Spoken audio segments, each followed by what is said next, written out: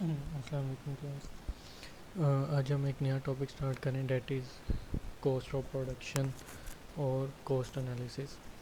तो सबसे पहले हम स्टार्ट करते हैं कि ये कॉस्ट बेसिकली होती क्या है। इसके अंदर तमाम फैक्टर्स की पेमेंट्स शामिल होती हैं जो कि किसी भी चीज़ को प्रोड्यूस करने के लिए ज़रूरी होते हैं, like land, labour, capital, organisation. इन तमाम को यूटिलाइज़ करने के लिए जो इनकी प्राइसेस पे करनी पड़ती हैं प्रोड्यूसर को, वो आपकी कॉस्ट ऑफ प्रोडक्शन कहलाती हैं। So first of all we will discuss that what is cost. In producing a commodity, a firm has to employ an aggregate of various factors of production such as land, labor, capital and entrepreneurship. ये चार factor production हमने पहले पढ़े हुए हैं। इन चारों factor production को utilise करके कोई भी प्रोड्यूसर जो है वो एक कमोडिटी प्रोड्यूस कर सकता है। These factors are to be compensated by the firm for their contribution in producing the commodity. तो इनको कंपनसेट करना पड़ता है in term of price of factors. This compensation is the cost. ये जो कंपनसेशन इसको पे करनी पड़ती है किसको? प्रोड्यूसर को। किस लिए? जो उसने 4 फैक्टर प्रोडक्शन हायर किए हैं उनकी प्राइसेस जो वो पे करता है वो उसकी कॉस्ट ऑफ प्रोडक्शन होती है। अब डिफरेंट कंसेप्ट्स हैं कॉस्ट के, लाइक एक रियल कॉस्ट होती है, एक अपॉर्चुनिटी कॉस्ट होती है, एक मनी कॉस्ट होती है जो कि इम्प्लिसिट और एक्सप्लिसिट कॉस्ट पे मुश्तमिल होती है, यानी इम्प्लिसिट और एक्सप्लिसिट कॉस्ट मिलें तो आपकी मनी कॉस्ट कहलाती है। एक अकाउंटिंग कॉस्ट होती है, एक इकोनॉमिक कॉस्ट होती है, फ़िक्स कॉस्ट होती हैं, वेरिएबल कॉस्ट होती हैं। इसको हमने पहले भी डिस्कस किया हुआ, फ़िक्स कॉस्ट को, वेरिएबल कॉस्ट को। और प्रोडक्शन कॉस्ट्स के अंदर total cost, total fix cost, total variable cost, average fix cost, average variable cost, average total cost and marginal cost.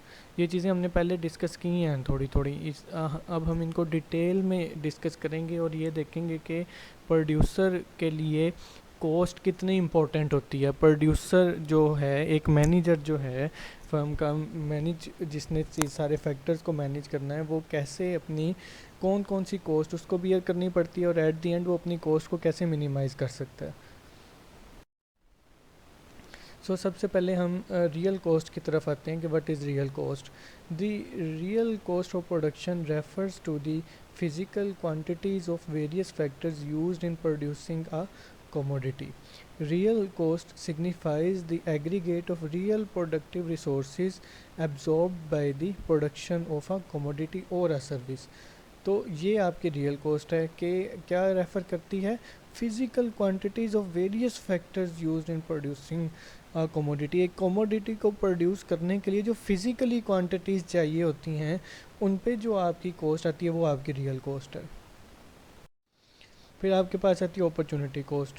Opportunity cost को हम इस तरह एक्सप्लेन कर सकते हैं कि ये आपका नेक्स्ट बेस्ट आल्टरनेटिव जो होता है, next best alternative to be gone, जो आपकी कॉस्ट। इसके लिए एक एग्जांपल पहले मैं आपको देता हूँ, फिर हम इसको ज़रा देखते हैं कि क्या है। ये मैंने आपको पहले भी, हमने क्लास में भी डिस्कस की हुई है काफ़ी दफ़ा। तो इसकी एग्जांपल है एक कि सपोज़ आप लोग स्टूडेंट हैं, आप लोग फुल टाइम यूनिवर्सिटी में आते हैं, स्टडी करते हैं, आप एक डिग्री जो है वो लेना चाह रहे हैं, उसके लिए आप पे भी कर रहे हैं, आप फीसेस पे करते हैं। तो अगर आपको कोई जॉब अपॉर्चुनिटी मिलती है, कोई जॉब ऑफ़र होती है, लेकिन आप क्या करते हैं, आप उस अपॉर्चुनिटी को साइड पे रख के आप अपनी स्टडी को कंप्लीट करते हैं। आप कहते हैं नहीं, जब मेरी स्टडी कंप्लीट होगी तब मैं जॉब करूँगा, अदरवाइज़ मुझे जॉब की ज़रूरत नहीं है। तो अब आपकी उस डिग्री कंप्लीट करने की अपॉर्चुनिटी कॉस्ट वो है जो आपने जॉब छोड़ी है। Next best alternative to be gone is the opportunity cost. The concept of opportunity cost is based on the scarcity and alternative applicability characteristics of productive resources. The real cost of production of something using a given resource, if the benefit foregone of some other thing by not using that resource is its best alternative use. ये वही है जो भी मैंने आपको explain किया है कि बेनिफिट फॉरगोन जो है, किसी भी चीज़ को हासिल करने के लिए जो चीज़ आप छोड़ेंगे जो चीज़ आप फोरगोन कर देंगे वो आपकी जो है अपॉर्चुनिटी कॉस्ट कहलाएगी। And opportunity cost or alternative cost is the value of a resource in a forgone employment. इसके बाद संक कॉस्ट है। संक कॉस्ट एक ऐसी कॉस्ट होती है जो कभी रिकवर नहीं हो सकती, जो कि डूब जाती है आपकी, जिसको आप दोबारा हासिल नहीं कर सकते। Sunk cost is a cost once incurred can not be retrieved. It is associated with commitment of funds to specialized equipment or facilities which cannot be used for anything else in the present or future। यानी ये एक ऐसी cost होती है जिस जब आपने इसको अप्लाई कर दिया, जब आपने इसको इनकर्ड कर दिया तो वो रिट्रीव नहीं हो सकती। शट डाउन कॉस्ट, जब कई दफ़ा बिजनेसेस में ऐसे पॉइंट्स आ जाते हैं, ऐसा टाइम आ जाता है कि बिज़नेस को स्टॉप करना पड़ता है, प्लांट को सस्पेंड करना पड़ता है, प्रोडक्शन को सस्पेंड करना पड़ता है।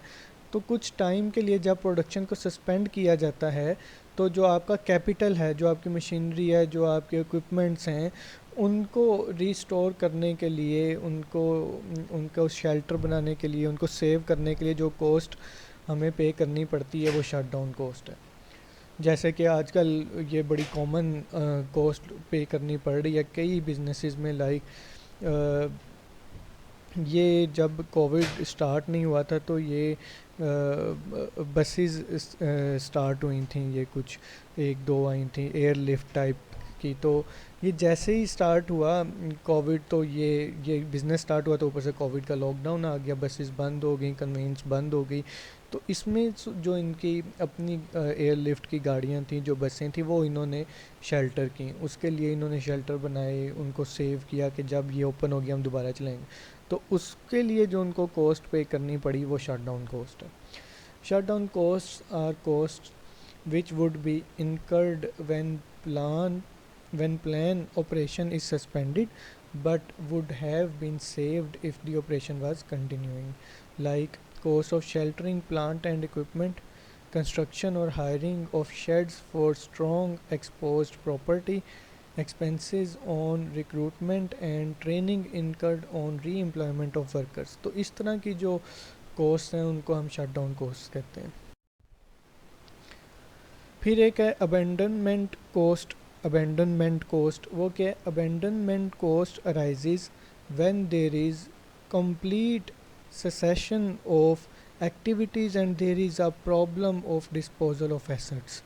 कि जब आपने कम्प्लीटली किसी चीज़ से हटना है, completely alternative way of production लेके आना है, उसके लिए जो आपको कॉस्ट पे करनी पड़ेगी वो आपकी अबेंडनमेंट कॉस्ट कहलाएगी। लाइक उन्होंने एग्जांपल दी है, discontinuance of using typewriters and shifting over usages of computers.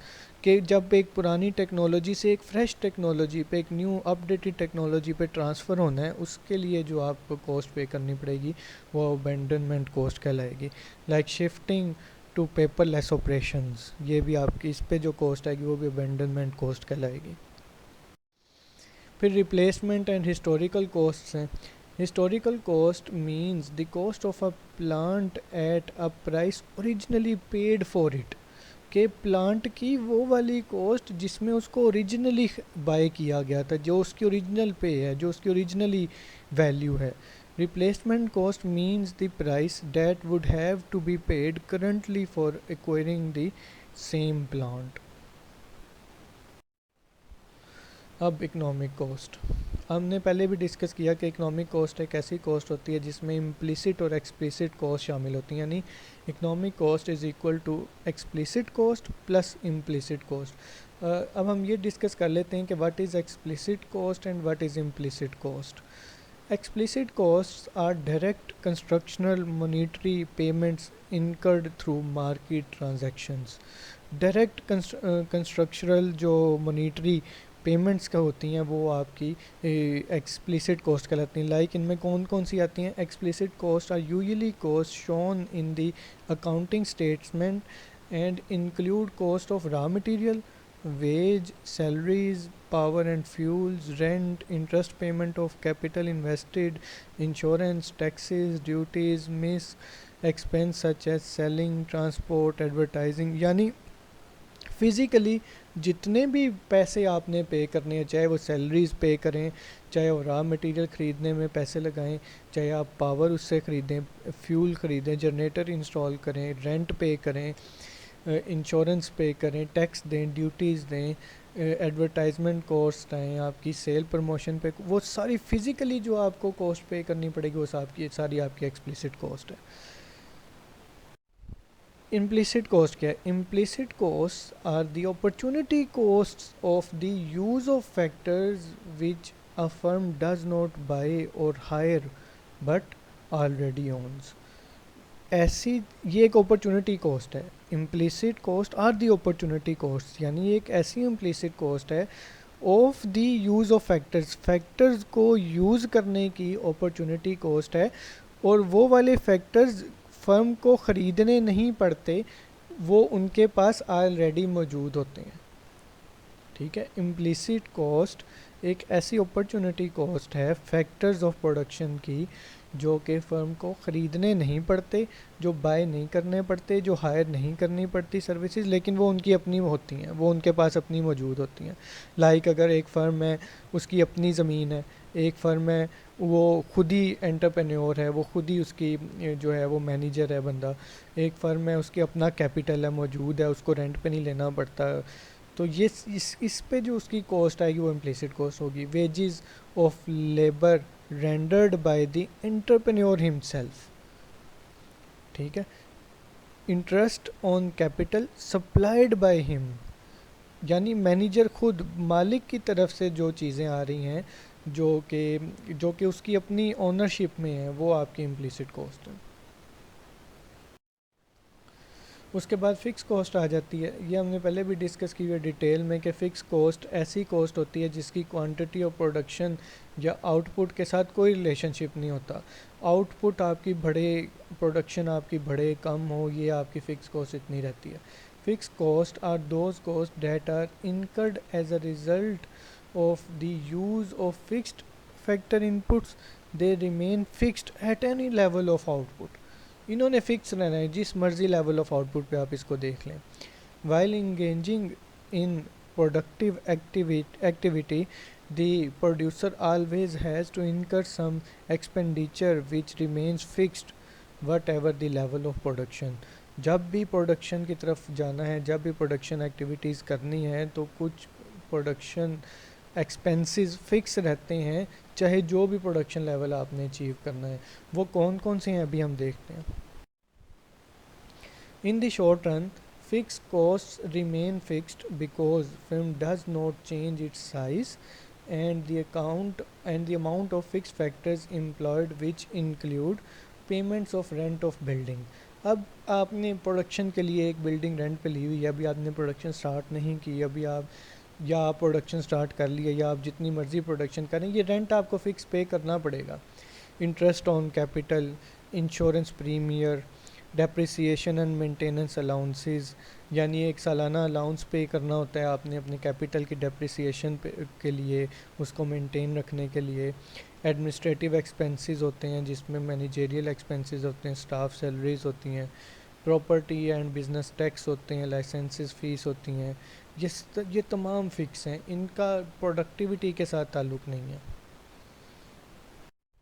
फिर वेरिएबल कॉस्ट, हमने पहले ये भी डिस्कस किया हुआ है कि वेरिएबल कॉस्ट ऐसी कॉस्ट होती है जिसका आपकी लेवल ऑफ आउटपुट के साथ रिलेशनशिप होता है, जो आपके आउटपुट के लेवल से चेंज होती है, जो आपके आउटपुट के चेंज होने से चेंज होती है।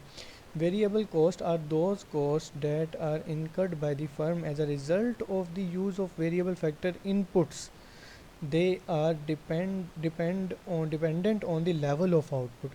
तो variable cost जो होती है वो level of output पे depend करती है। The cost which keeps on changing with the changes in the quantity of output produced is known as variable cost. हाँ, वेरिएबल कॉस्ट में कौन कौन सी कॉस्ट इंक्लूड होती हैं। प्राइसेस ऑफ रॉ मटेरियल, अब जैसे जैसे आपने प्रोडक्शन बढ़ानी है आपको रॉ मटेरियल ज़्यादा अप्लाई करना पड़ेगा, तो उनकी प्राइसेस जो हैं वो आपकी वेरिएबल कॉस्ट हैं, prices of raw material. Wages paid for labour, fuel and power, excise duties, sales tax, ये जो टैक्स अप्लाई होता है ये प्रोडक्टिविटी पे होता है। फ्रेट कॉस्ट मतलब ट्रांसपोर्टेशन कॉस्ट जो है वो जितनी ज़्यादा आप प्रोडक्शन करें, एक ट्रक की प्रोडक्शन की या आपको एक ट्रक की पेमेंट करनी पड़ेगी transportation cost as a transportation cost, 2 truck की प्रोडक्शन के 3, इस तरीके से आपको जो है वो ये वेरिएबल कॉस्ट बियर करनी पड़ती हैं। तो प्रोडक्शन कॉस्ट के कुछ कंपोनेंट्स हैं जिसमें टोटल कॉस्ट है। टोटल कॉस्ट के आगे 2 कंपोनेंट होते हैं, total fix cost plus total variable cost. फिर इनकी एवरेजेस होती हैं, average fix cost, average variable cost and average total cost. फिर एक चेंज होता है कॉस्ट के अंदर जिसको हम मार्जिनल कॉस्ट कहते हैं। तो ये सारी डिटेल हमने पहले भी डिस्कस की हुई है, लेकिन हम इसको अब हम और डेप्थ में जाके डिस्कस करेंगे। ये हम नेक्स्ट लेक्चर में इंशाल्लाह करेंगे।